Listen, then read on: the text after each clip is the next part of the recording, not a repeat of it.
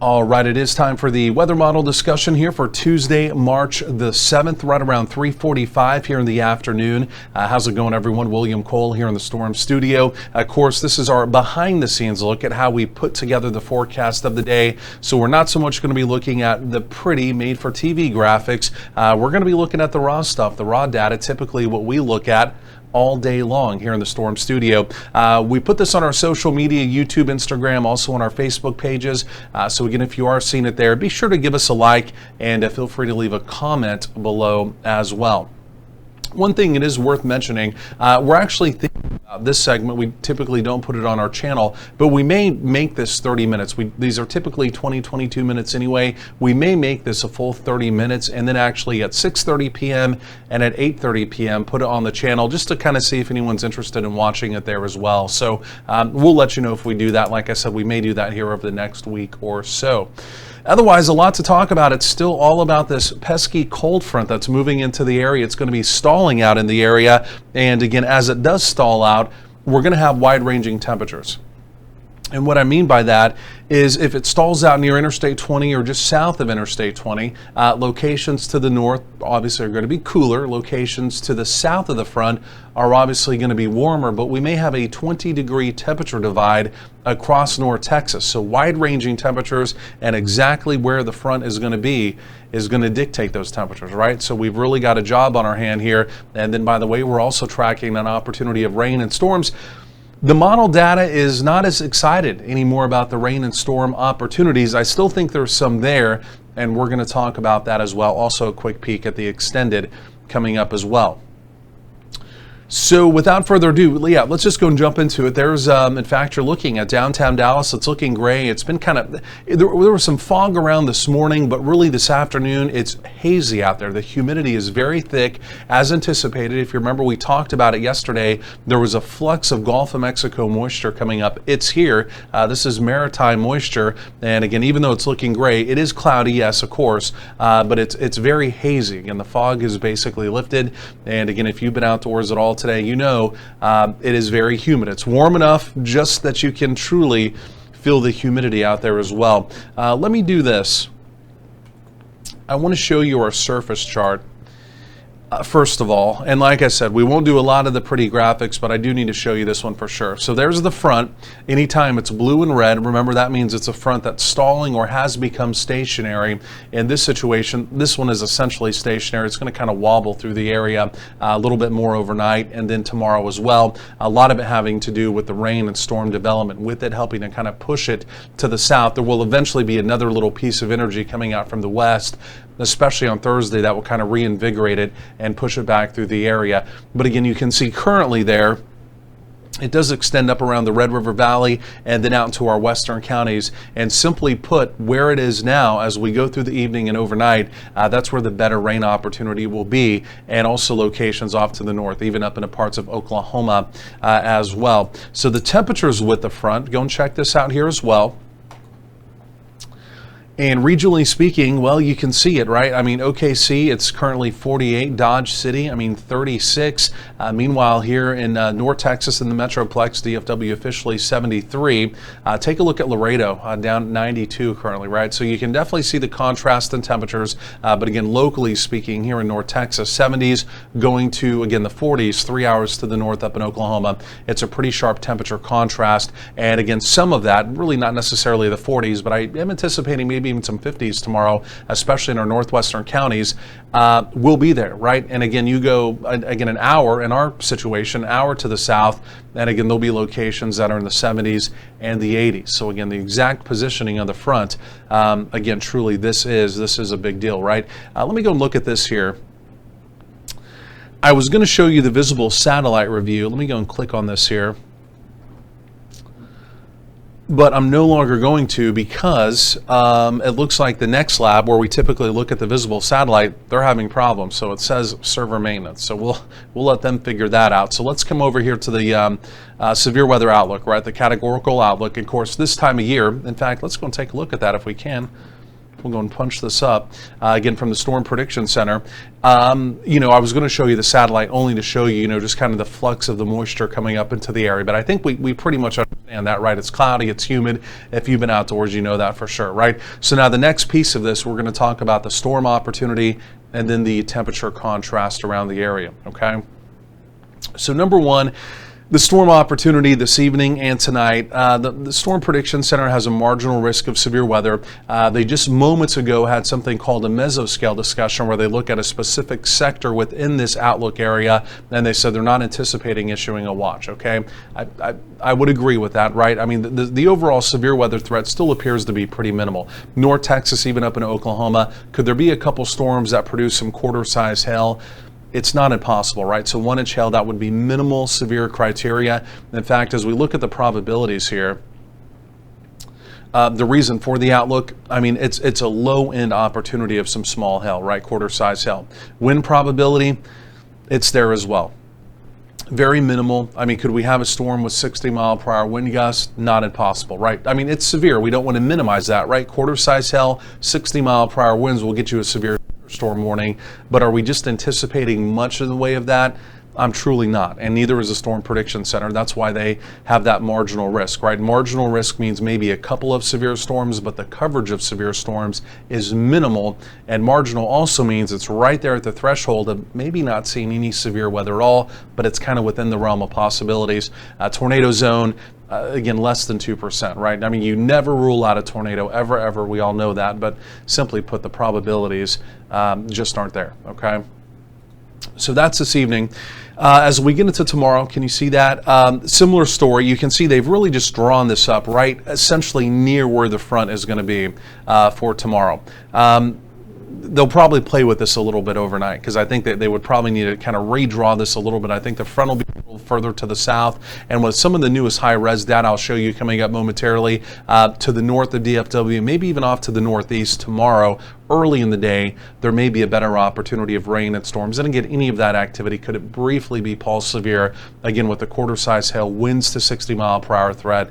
I mean, right, it's not impossible, but it's not going to be very likely.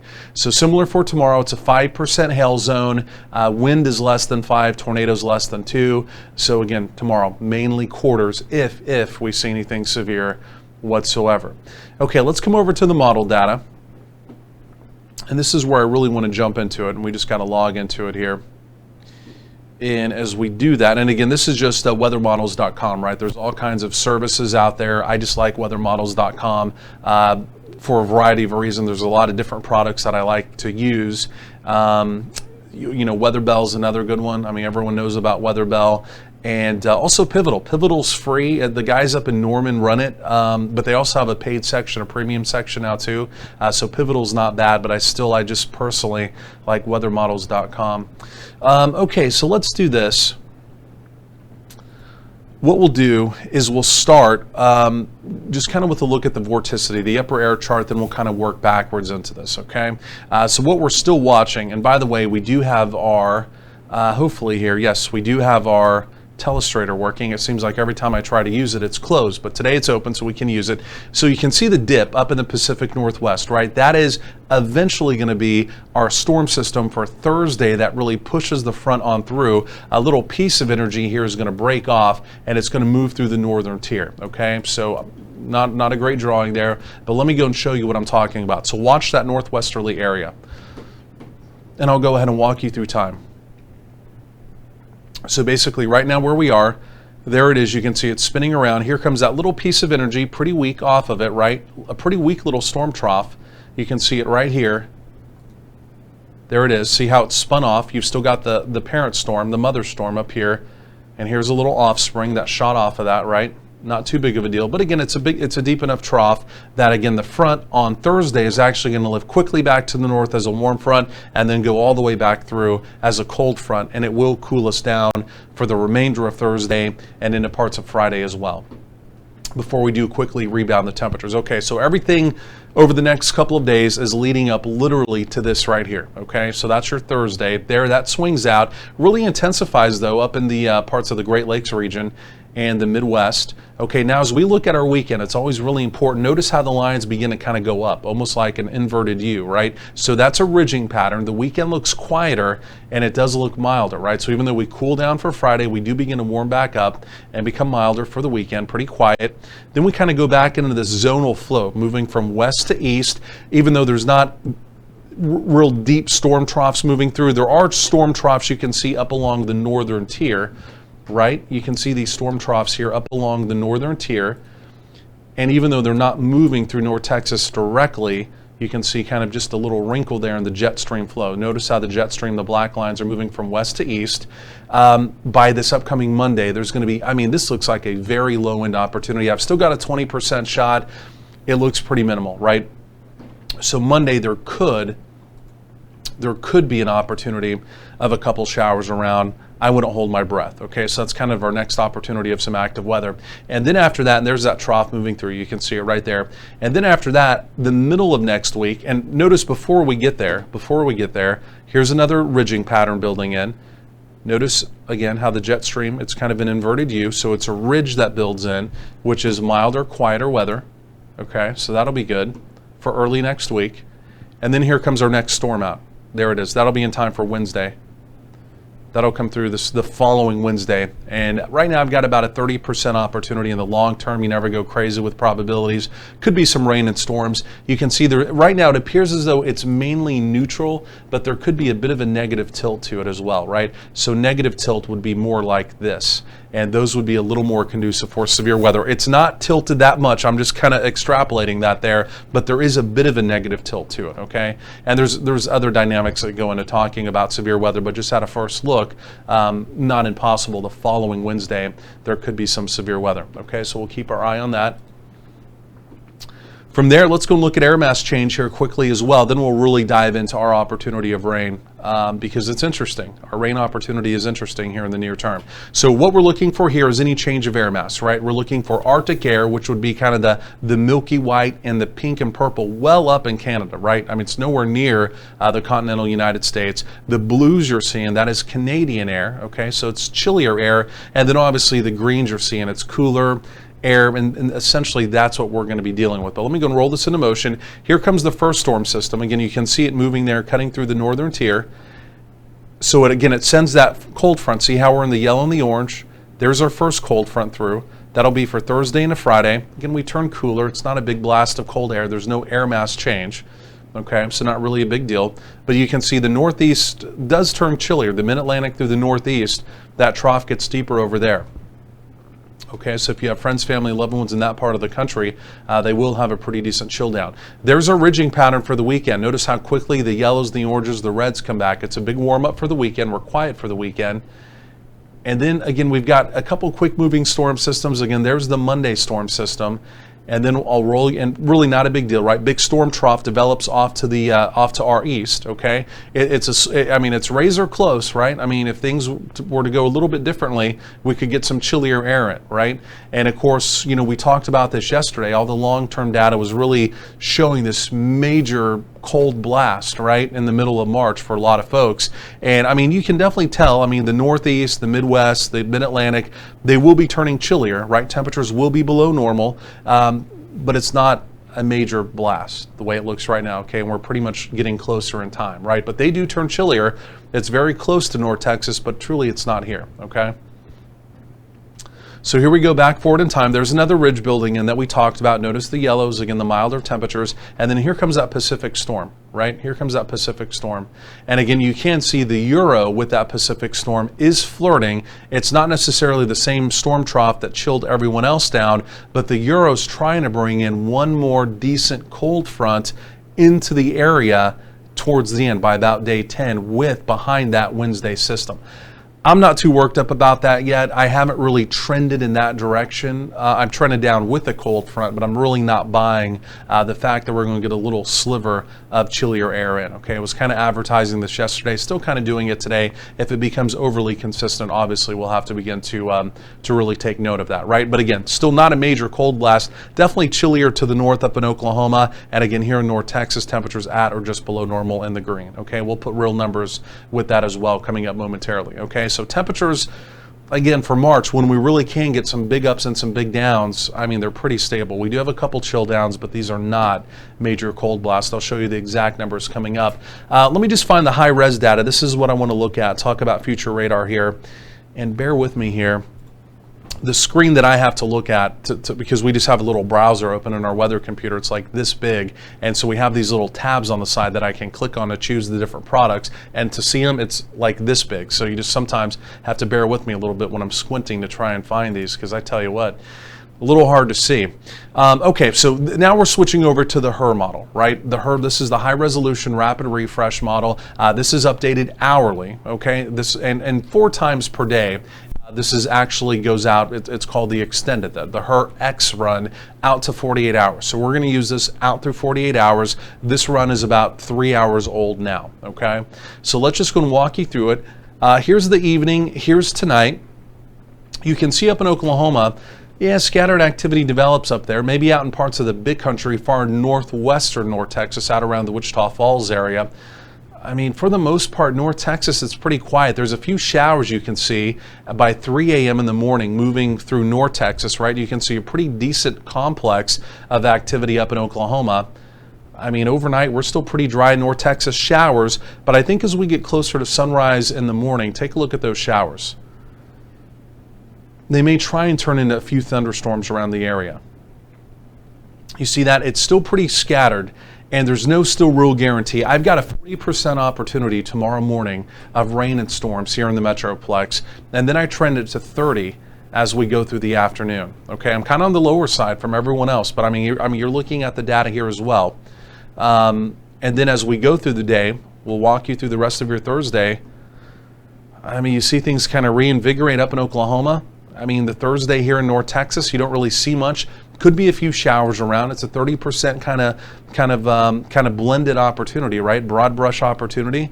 I mean, it's not impossible, but I mean, you're seeing it there too, right? Everything up in Oklahoma.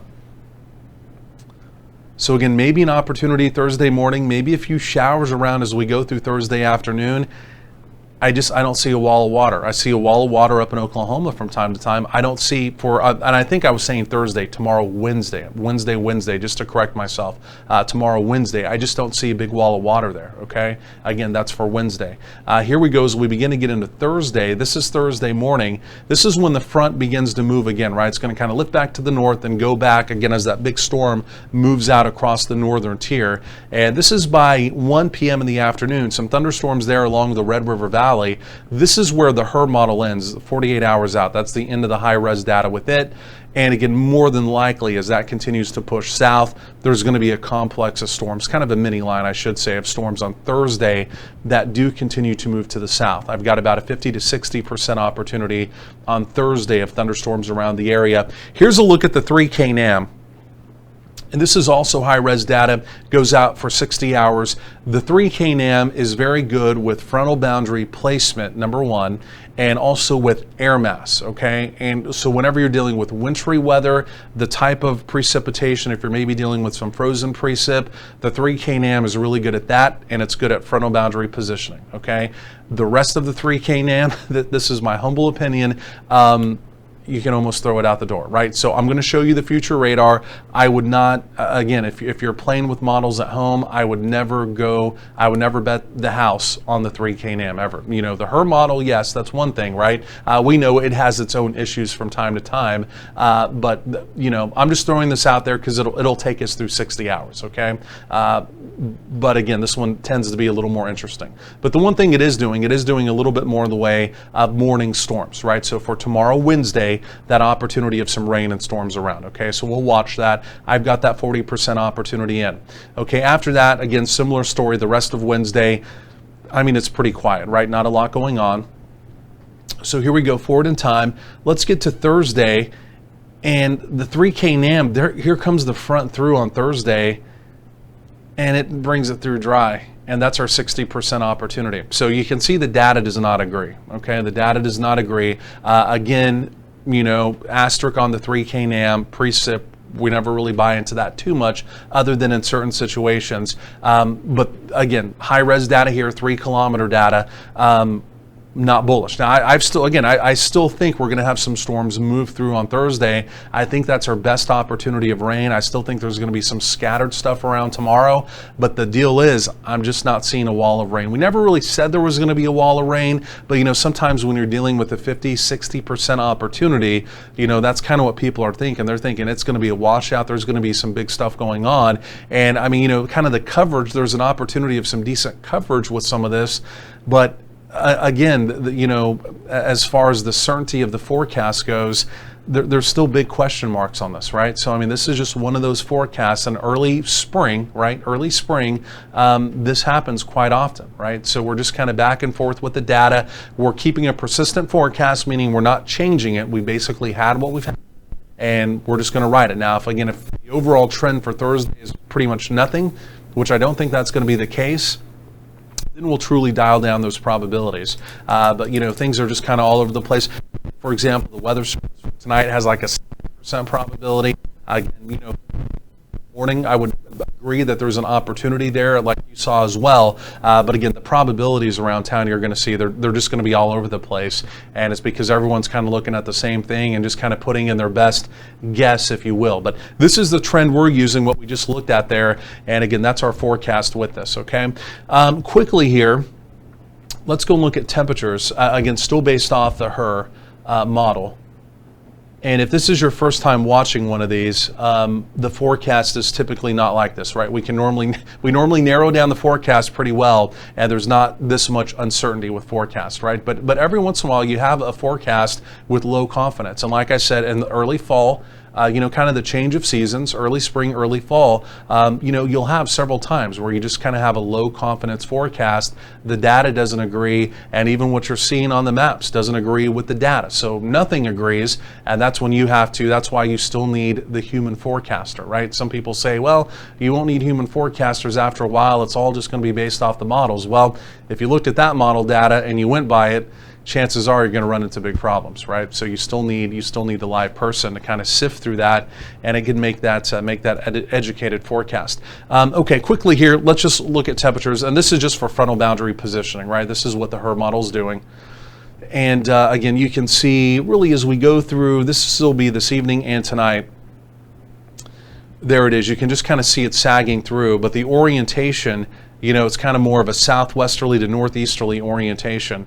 And again, this will vary for the temperatures tomorrow. I mean, like I said, right now I've got us at 65 in the Metroplex. We easily could be in the mid to upper 70s, okay, and other locations in the 50s, okay? So again, even the opportunity with the high temperature for tomorrow could be a huge bust.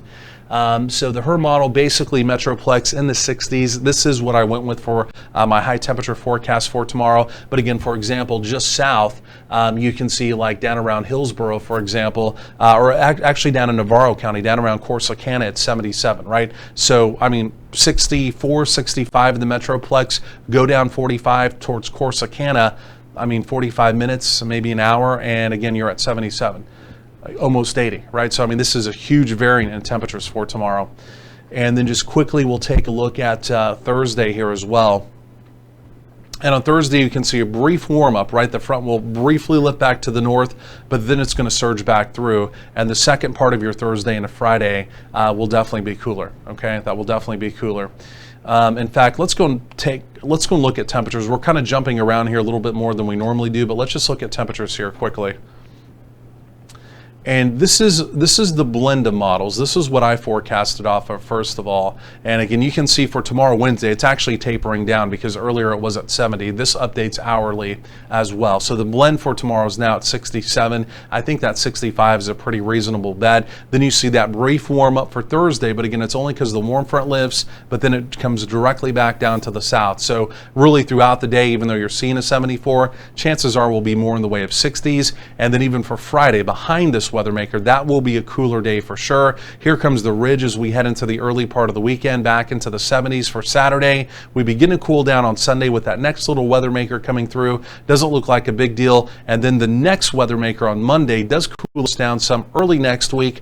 We begin to warm back up Wednesday into Thursday, and then here comes that next possible storm system out of the Pacific. But again, the Euro is trying to bring some chillier air down. Right now, the blend has us in the 60s, which would be just below below normal by that Friday into Saturday. Now, this is what the euro is showing. Let's go and take a look at the euro just to kind of show you what it's thinking, because it is chillier. And the euro, as we go out about 10 days, well, it's beginning to, this is the very newest run. This is the very newest run of the euro just now coming in. It's trending back the other direction. And this is truly what we were thinking here anyway. We didn't chop the temperatures down, but what you were seeing with that little piece of chillier air coming in, the euro is now saying, no, that's probably not going to happen. And like I mentioned, we agree, it is actually trending the temperatures back up before that next weather maker around Wednesday into Thursday. Okay, so that looks pretty reasonable. That looks pretty reasonable right there. So I mean, so again, we've got some ups, we've got a few downs, but again, when we talk about downs, I mean, we're maybe 4 to 5 degrees below normal a couple of those days. Otherwise, we're basically at or above normal. So again, that kind of that long range CPC outlook that again, everyone, us included, everyone was showing a week ago much below normal temperatures by the middle part of March. For us, it didn't verify. I mean, it really didn't. Right? You see the Northeast, we were talking about that earlier, part of the Mid-Atlantic, they may not be much below, they will be below, but for us, again, that forecast did not work out, which is good. Most people out there, at least, it's good, not necessarily wanting those much below normal temperatures, okay? And then we got to really get going here. I want to show you one more thing. I just want to show you the Euro extended look at precip here. And we'll look at that, then we'll wrap this up. And like I said, this one's been a little more disjointed, but we've just really tried to cover what's going on here in the near term. So here's what the euro does. This is early on with the precip. We're going to kind of throw that out because when you have high res data, again, this is a global model. The precipitation signals that it's giving us, it's truly that, just signals, not a future radar depiction. Okay, so whenever you get into within range of future radar or a radar depiction, you're generally looking at that, right? Unless there's just something really weird going on. But I feel like the HER model has a pretty good handle of that. So again, we're going to skip through this here. We really don't need to know what the euro, again, which is forecasting for us here in North Texas, the same way it's forecasting for Antarctica, right? A global model is forecasting all around the world, where the HER model is forecasting basically for North America, and again, the resolution's higher where we are, okay? So just keep that in mind. Okay, so we'll fast forward in time. Let's get to Saturday, and this is the newest data. Saturday, again, you can still see, I mean, there's a few signals. I mean, this is a 20% at best opportunity with that next weather maker moving through. The main storm is well off to the north. Could we have a couple showers? Yeah, maybe. It doesn't look very promising. And then here's your Monday, that next storm. I mean, the signal's even weaker. I've still got a 20% opportunity on Monday as a placeholder. You can see the euro not bullish on that whatsoever. And then here comes that weather maker for Wednesday. Okay, and I think with the Wednesday storm, we're going to have to watch this one. Okay, there may be a better opportunity of rainstorms and again, potentially even some severe weather the way it looks on Wednesday as well. Let me just quickly look here if we can look at the dew points for Wednesday. And just kind of do our due diligence real quick, and then we've really got to cut this off. We got to do our normal forecast here as well. And so as we get into Wednesday, you can see it's kind of a dry line setup. Looks like out there, out to the west. And let's look at the wind just really quick here. Let's look at the winds. But our dew points here, our dew points are, it looks like they're only going to be in the 50s. So we're going to be pretty dry. So the instability is going to be pretty limited with that weather maker. But let's just look at the wind real quick here. And just see, and like I mentioned, this little thing here is just so small to look at. Bear with me here. We'll just look at one more thing. Now let's get to Wednesday. And so the main, kind of the surface low is going to be off to the north. So Wednesday we're going to watch. There could be an area of low pressure up further off to the north the way it looks right now. And this will kind of be your little dry line developing out there off of it. This will be the warm, moist, unstable air through here. But again, the dew points, it doesn't really appear as though the dew points recover much. I mean, maybe from what it's showing now, 50s, it's still a long ways off. All this will continue to evolve. But again, lower to mid 50s to right around 60 for instability.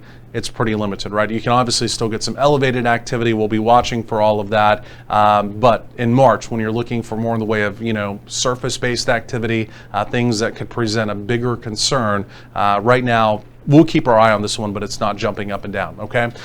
So that's where we are, folks. Like, I know this one was a little disjointed, but we had a lot of things to cover. We wanted to give you kind of the behind-the-scenes look. Now we've got to go do our real forecast, our real weather. Again, we're tracking essentially what we just talked about. Again, we'll talk about with the pretty TV graphics on air as well. Hey, quick reminder, if you have not downloaded our free mobile app, be sure to do that today. It is available in the Apple iTunes Store and the Google Play Store. Just search Weather Tracker TV DFW. And otherwise, thanks for watching. And like I mentioned, we'll do another one of these tomorrow. Enjoy the rest of your Tuesday evening.